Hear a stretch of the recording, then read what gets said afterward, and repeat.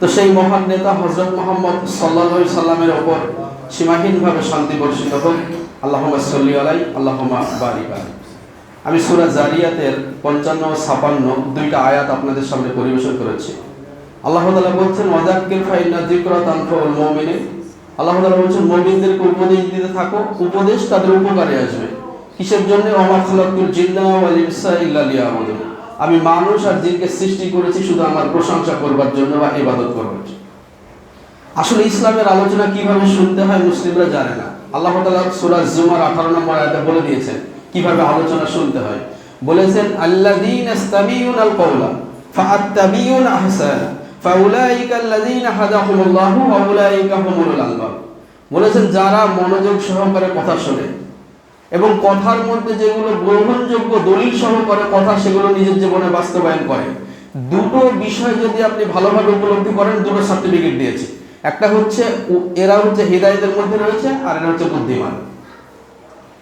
যদি আপনি মনোযোগ সহকারে কথা শোনেন আর কথার মধ্যে যেগুলো দলিল সহকারে কথা সেটা নিজের জীবনে বাস্তবায়ন করেন, তাহলে বলা হয়েছে দুটো সার্টিফিকেট। একটা হচ্ছে আপনি হেদায়েতের মধ্যে রয়েছেন, হেদায়েতের মধ্যে থাকা মানে আপনি জান্নাতের পথে হাঁটছেন। আর বুদ্ধিমান মানে আল্লাহ তাআলা আপনাকে চতুষ্পদ জন্তুর মতো বলেনি, বলেছেন আপনি মানুষ। কারণ কোরআনে আল্লাহ তাআলা বলেছেন সূরা বাইয়িনার ভিতরে ইন্নাল্লাযীনা আমানু ওয়া আমিলুস সলিহাত উলাইকা হুম খায়রুল বারিয়া। যারা ঈমান আনে আর সৎ আমল করে এরা হচ্ছে সৃষ্টির সেরা। আপনি মনে করেন না সৃষ্টি পৃথিবীতে কি আছে? কাবাঘর আল্লাহ তাআলার সৃষ্টি, ফেরেশতা আল্লাহ তাআলার সৃষ্টি, আসমান জমিন আল্লাহ তাআলার সৃষ্টি। সৃষ্টি আপনার 5 গাছের মাটি 2 লাখ টাকা শতক, লন্ডনের মাটি কত টাকা শতক, মাটির ভিতরে কি আছে, সূর্য যার উপরে উদিত হয় কত সম্পদ আছে, তার ভিতরে আল্লাহ তাআলা বললেন ইন্নাল্লাযীনা আমানু ওয়া আমিলুস সলিহাত উলাইকা হুম খায়রুল বারিয়া। যারা ঈমান আনার পরে সৎ আমল করেছে এরা হচ্ছে সৃষ্টি সেরা। আমরা তো মুসলিমরা এখনো কালেমার মানেটাই বুঝতে পারলাম না, তাহলে কিভাবে হবে বলেন? এই জন্য আমি আপনাদেরকে বলি উদ্দেশ্যবিহীন কাজ হচ্ছে কি পাগল, আর নিয়তবিহীন কাজ হচ্ছে পণ্ড। এই জন্য আমি বলছিলাম কলম কি জন্য সৃষ্টি হয়েছে, কাগজ কি জন্য সৃষ্টি হয়েছে, জুতা কি জন্য সৃষ্টি হয়েছে, আপনাকে আমাকে কি জন্য সৃষ্টি করেছে, বিষয়গুলো কিন্তু আমরা বুঝতে পারি না। আপনি একটা কলম কিনেছেন 5 টাকা দিয়ে, কলমে লেখা না হলে জায়গা কোথায়? ডাস্টবিন। আপনি ভালো খাতা কিনেছেন, খাতা লিখতে গিয়ে যদি ছিঁড়ে যায় তো ও খাতা ডাস্টবিন। একটা শার্ট জামা তৈরি করেছেন, এটা যদি আপনার গায়ে দিতে ভালো না লাগে, কোনো ইচ্ছা না হয় বা একটু খারাপ হয়ে গেছে, তার জায়গা ডাস্টবিন। কিন্তু আল্লাহ তাআলা বলেছেন, কি বলেছেন জানেন? কবির কথাটা আগে বলি। কবি বলেছেন যে এসেছি তবে জানি না আমি এসেছি কোথা হতে, চোখের সামনে পথ দেখেছি চলে এসেছি এই পথে, এমনিই ভাবে চলতেই রব ইচ্ছে আমার যত, কোথায় যাব তাও জানি না পথেই বা কত।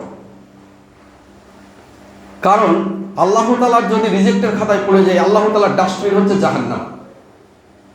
আল্লাহ তাআলার যেটা ডাস্টবিন সেটা হচ্ছে জাহান্নাম। এই জন্য আল্লাহ তাআলা বলেছেন ওয়ালাকাদ যারানা লি জাহান্নামা কাসীরাম মিনাল জিন্নি ওয়াল ইনস। আমি বহু মানুষ আর জিনকে সৃষ্টি করেছি জাহান্নামের জন্য। আমি আপনাদেরকে কয়েকটা কথা বলি, খুব গ্রহণযোগ্য শুনবেন। জাকারিয়া আলাইহিস সালাম আল্লাহ তাআলার কাছে যখন সন্তান চাইলেন যে আল্লাহ তুমি আমাকে একটা সন্তান দাও, তা আল্লাহ তাআলা তাকে বললেন তোমাকে আমি একটা সন্তান দেবো, ঠিক আছে, কিন্তু তোমার সন্তানের নাম এমন রাখছি যেটা পৃথিবীতে এখন পর্যন্ত কেউ রাখেনি। আদম আলাইহিস সালাম থেকে যত সন্তান পৃথিবীতে এসেছে কেউ তার নাম এখন পর্যন্ত রাখেনি, আমি সম্পূর্ণ নতুন নাম, সেটা কি ইয়াহিয়া। তো আপনি চিন্তা করতে পারেন ইসলামের ভুল ধরার জন্য যুগে যুগে মানুষ কত কি করছে। তো এই কথা যখন আল্লাহ তাআলা বলেছেন তখন কত জ্ঞানীগুলি মানুষ ছিল ভুল ধরার জন্য, তারা কত জনের বায়োডাটা চেক করেছে যে আল্লাহ তাআলা এই কথা বলেছেন, তাহলে এই নামটা দেখি চেক করে দেখেছে, পায়নি। ইয়াহিয়া আলাইহিস সালাম কেউ রাখেনি। এই জন্য বলেছে প্রত্যেকটা নাম আল্লাহ তাআলার কথায় নথিভুক্ত। হিন্দু মুসলিম খ্রিস্টান জৈন যত কিছু আছে কারণ আল্লাহ তাআলা বলেছেন কেউ রাখেনি। তার মানে আপনার নামটা আমার নামটা যে লিপিবদ্ধ, এটা বিষয়টা আপনাকে জানতে হবে। আল্লাহ তাআলা বলছেন ওই সূরা আনামের 59 নম্বর আয়াতে বলেছেন সমুদ্র আসমান জমিনের ভিতরে যা কিছু আছে অনেক কথা বলেছেন। তারপরে একটা কথা হচ্ছে গাছ থেকে যে পাতাটা রাতের গভীরে বা যখনই খসে পড়ুক সেই পাতাটা ঝরে পড়ছে তার জ্ঞান আমার কাছে আছে, সেটাও আল্লাহ তাআলা খোঁজ খবর রাখেন।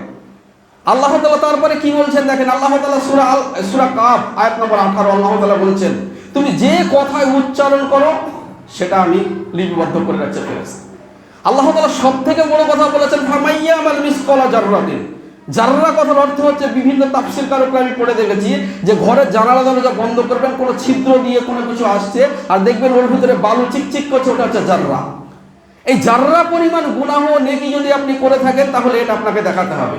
সবথেকে বড় কথা আল্লাহ তাআলা সূরা আল কাহাফ আয়াত নম্বর 49 আল্লাহ তাআলা বলেছেন, ওয়া উদিয়াল কিতাবু ফাতারাল মুসলিমিনা মুশফিকিনা মিম্মা ফি ওয়া ইয়াকুলুনা ইয়া ওয়াইলাতানা মা লি হাযাল কিতাব। অপরাধী যারা জালেম মাজলুম, অপরাধী জুলুমকারী, এদের সামনে যখন আমলনামা পেশ করা হবে তারা বলবে ইউগাদিরু সাগীরাতা ওয়া কাবীরাতান ইল্লা আহসাহা। আমার আফসোস, মালি হাজাল কিতাবে কেমন একটা খাত আমার সামনে পেশ করা হলো যেখানে ছোট বড় কোনো কিছু বাদ পড়েনি। কোথায় দাঁড়িয়ে প্রস্তাব করেছি, কোথায় বিড়ি খেয়েছি, কার সাথে জেনাবা বিচার করেছি, কে সুদ খেয়েছে, আমার স্ত্রী বন্ধনের টাকা দিতে দিয়েছে, গ্রুপ লোন করেছে, যা কিছু করেছে প্রত্যেকটা বিষয় লিপিবদ্ধ। আর আপনাদেরকে এর কথা বলি আমি, চূড়ান্ত কথা, যে আপনি দেখবেন না কোনো কিছু আপনাকে বললে পঞ্চায়েত এক কপি দাও, বিডিও অফিসে এক কপি দাও, থানায় এক কপি দাও, আপনি কোনো কপি দিতে বলেন না। তো বলা হয়েছে আপনার আমল না আপনার কাছ থেকে তো একটা বের করবেই, আপনার হাত পা যখন মুখ যখন মিথ্যা কথা বলবে হাত পা সাক্ষ্য দেবে, তারপরে যে জমিনে দাঁড়িয়ে খারাপ কাজ করবেন সে জমিনে সে কথা বলে দেবে। কারণ এইখানে জমিনে বসে আছেন, কিয়ামতের দিনে এই জমিন আল্লাহ তাআলার সাথে ঝগড়া করবে। আর আপনি যে জমিনে দাঁড়িয়ে জেনা ব্যভিচার করেছেন, যেখানে বসে যা করেছেন সেই জমিন সেদিনকে সবকিছু আলগিয়ে দেবে। এই জন্য আমি আপনাদেরকে বলি স্পষ্ট কথা, যে উমর বিন খাত্তাব রাদিয়াল্লাহু তাআলা, সংক্ষিপ্ত আলোচনার জন্য আমি বলছি, উমর বিন খাত্তাব রাদিয়াল্লাহু তাআলা আপনারা চিনেন? উমর বিন খাত্তাব নাম শুনেছেন? হ্যাঁ। তো রাসূল সাল্লাল্লাহু আলাইহি ওয়াসাল্লামের গোপন তথ্যের বাহক কে ছিল জানেন? হুযায়ফা রাদিয়াল্লাহু তাআলা। তো এই হুযায়ফা রাদিয়াল্লাহু তাআলা বলছে রাসূল সাল্লাল্লাহু আলাইহি ওয়াসাল্লাম গোপন তথ্য দিয়ে গেছিলেন, মানে মুনাফিকের তালিকা দিয়ে গেছিলেন, কারা কারা মুনাফিক তার তালিকা দিয়ে গেছিলেন। তো উমর বিন খাত্তাব রাদিয়াল্লাহু তাআলা একদিন রাতের অন্ধকারে সে হুযায়ফা রাদিয়াল্লাহু তাআলার কাছে গিয়ে বলছেন, হে হুযায়ফা, তোমাকে তো রাসূল সাল্লাল্লাহু আলাইহি ওয়াসাল্লাম গোপন তথ্যগুলো দিয়ে গেছে, কে মুনাফিক দিয়ে গেছে, সেই খাতায় কি আমার নামটা আছে? কে জিজ্ঞেস করছে বলেন তো? রাসূল সাল্লাল্লাহু আলাইহি ওয়াসাল্লাম বলেছেন আমার পরে নবী হলে উমর বিন খাত্তাব হতো। রাসূল সাল্লাল্লাহু আলাইহি ওয়াসাল্লাম বলেছেন উমর যে রাস্তা দিয়ে হাঁটে সে রাস্তা দিয়ে ইবলিস হাঁটে না। রাসূল সাল্লাল্লাহু আলাইহি ওয়াসাল্লাম বলেছেন জান্নাতে কার বাড়ি দেখে এসেছি? উমর বিন খাত্তাবের। যে উমর বিন খাত্তাব মসজিদ নববীতে নামাজ পড়াতে গিয়ে তাকে হত্যা করেছিল, সেই উমর বিন খাত্তাব সালাত শেষ হয়নি, জ্ঞান ফেরার বলছে আমার সালাতটা কমপ্লিট হয়েছে তো, কয় রাকাত পড়েছি। সেই উমর বিন খাত্তাব একজন হুযায়ফা রাদিয়াল্লাহু তাআলার কাছে গিয়ে জিজ্ঞেস করছে, হে হুযায়ফা, মুনাফিকের খাতা থেকে আমার নামটা আছে তো না নাই? আপনি চিন্তা করতে পারেন। আর আপনি আমি এশার আর ফজরের সালাত না পড়ে বাড়িতে ঘুমিয়ে যাই। রাসূল সাল্লাল্লাহু আলাইহি ওয়াসাল্লাম স্পষ্ট বলেছেন যে এশার ফজর যারা জামাতের সাথে পড়ে না, মুনাফিকের দৃষ্টান্ত তাদেরকে বলেছেন। রাসূল সাল্লাল্লাহু আলাইহি ওয়াসাল্লাম বলেছেন মান সাল্লা বারদাইন দাখাল জান্নাহ, দুই ঠান্ডার সময় যারা সালাত আদায় করে তারা জান্নাতে যাবে। আসর আর ফজর মুসলিমরা তো পড়ে না। সবথেকে গুরুত্বপূর্ণ নামাজ হচ্ছে জুমার দিনে ফজরের নামাজ জামাতের সাথে পড়া। মুসলিমরা গোসল করে শুধু জুমার নামাজ পড়তে আসে, ফজরের নামাজের জন্য উপস্থিত হয় না। অথচ যে ফজরের নামাজের 2 রাকাত সুন্নাতের কথা বলা হয়েছিল, যে আসমান জমিনের ভিতরে যে সূর্য উদিত হয় তার থেকে উত্তম, সেই সুন্নাত নামাজটা মুসলিমরা না পড়ে ঘুমায়। সেই মুসলিমরা শুধু লোক দেখানোর ইবাদত করে, জুমার দিনে পড়তে আসে। আর 35 রাকাত নামাজের ভিতরে 34 রাকাত বাদ শুধু জুমার দিনে পড়তে আসে। এই মুসলিমের ক্যাটাগরি আমাদের। ইসলামের যত ইবাদত, তার ভিতরে আপনাদেরকে গুরুত্বপূর্ণ কথা বলি, ইসলামে আল্লাহ তাআলা যত ইবাদত করতে বলেছে তার মূল ভিত্তি হচ্ছে গুড ক্যারেক্টার, হুসনুল খুলুক। কারণ রাসূল সাল্লাল্লাহু আলাইহি ওয়াসাল্লামকে আল্লাহ তাআলা বলেছেন যে উত্তম চরিত্র শেখানোর জন্য আল্লাহ রাসূল সাল্লাল্লাহু আলাইহি ওয়াসাল্লামকে প্রেরণ করেছেন।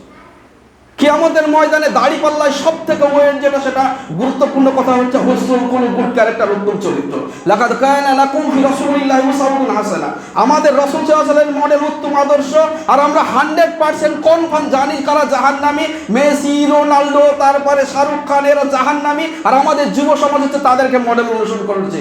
আপনি বাপ, আপনার সন্তান চুল কাটে অথচ আপনি কিছু মনে করতে পারেন না। আর রাসূল সাল্লাল্লাহু আলাইহি ওয়াসাল্লাম বললেন কুল্লুকুম রাঈন ওয়া কুল্লুকুম মাসউলুন আন রাইয়াতি, আমরা প্রত্যেকেই দায়িত্বশীল, আর প্রত্যেকেই তার দায়িত্ব সম্পর্কে জিজ্ঞাসাবাদ করা হবে। আল্লাহ তাআলা কোরআনে বললেন ইয়া আইয়ুহাল্লাযীনা আমানু কু আনফুসাকুম ওয়া আহলাকুম নার, তুমি নিজে বাঁচাও, তোমার আহলবর্গকে বাঁচাও। আর আপনার সন্তান ঈদের দিনে কুরবানির মাংস বিক্রি করতে গিয়ে মৃত্যুবরণ করে বেনামাজি অবস্থায়, আমরা কি করব বলেন? আমাদের দাওয়াতের কাজটা শুধু নিঃস্বার্থভাবে এই যে আপনি উদখুলু বিস-সিলমি কাফা, পূর্ণাঙ্গভাবে ইসলামের ভিতরে প্রবেশ করেন। আপনি নামাজ পড়ছেন, আপনি প্রবেশ করেন। একটা বাড়িতে 5 জন সদস্য থাকে, 2 জন মুসলিম, 3 জন মুশরিক। আপনি চিন্তা করতে পারেন আপনার সন্তানরা নামাজ পড়ে, অথচ ইসলামের এখানে আলোচনা হলো, যে আলোচনা আয়াত আপনি শুনলেন সেটা আপনাকে মানতে বাধ্যতামূলক। সাহাবাদের এটাই দৃষ্টান্ত ছিল। সূরা নূরের 31 নম্বর আয়াত নাযিল হয়েছে। আল্লাহ তাআলা কোরআনে বলেছেন যে মেয়েরা যেন মাথার কাপড় দিয়ে বক্ষদেশ ঢেকে রাখে। তো রাতে যে সাহাবারা শুনে গিয়েছে তাদের স্ত্রীর কাছে বর্ণনা করেছে, তাদের স্ত্রীরা ওড়না না বানিয়ে ঘুমায়নি, ওড়না না বানিয়ে ঘুমায়নি।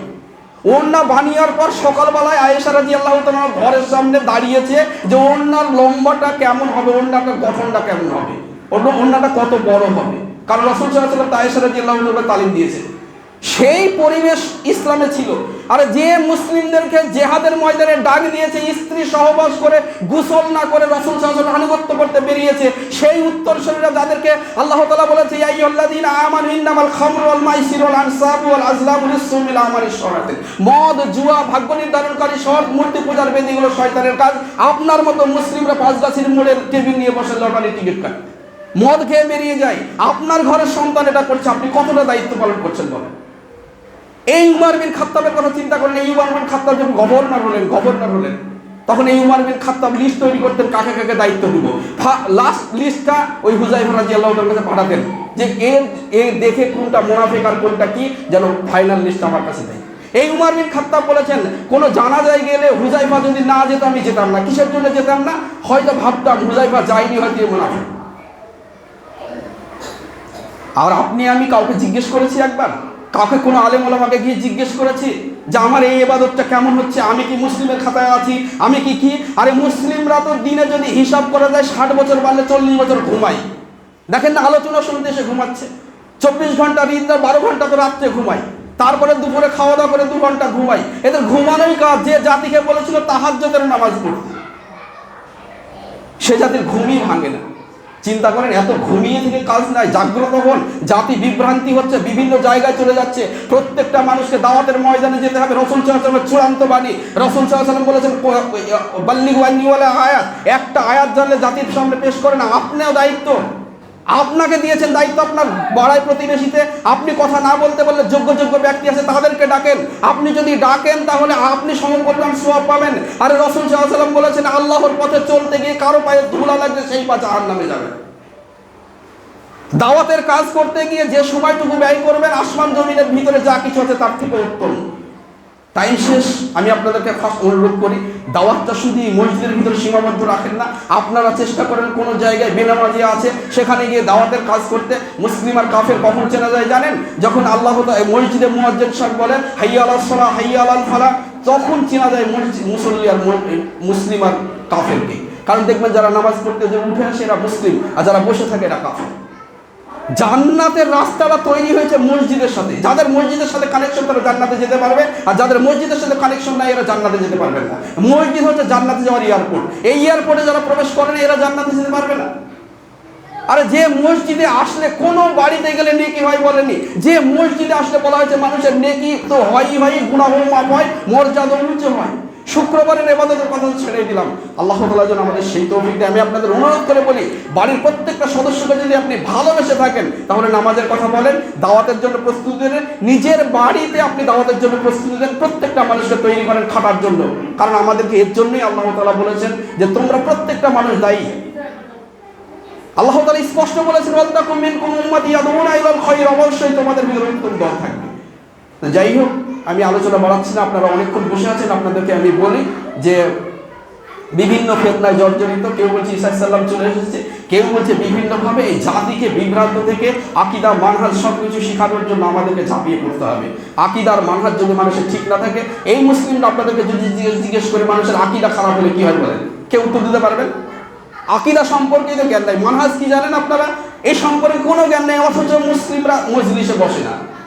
জ্ঞান শেখার জন্য কোনো আসে না। আকীদা খারাপ হলে মানুষ কাফের হয়ে যাওয়ার সম্ভাবনা। আর মানহাজ যদি ঠিক না থাকে তাহলে 72 দলের এক দল হয়ে যায়। আপনাদেরকে বলি, রাসূল সাল্লাল্লাহু আলাইহি ওয়াসাল্লাম যে বলেছেন যে 72 দলের মধ্যে বিভক্ত একটা দল জান্নাতে যাবে, তাদের অন্তর্ভুক্ত হয়ে যায়। আর আকীদা যদি মানুষের শুদ্ধ না হয় কাফের হয়ে যায়।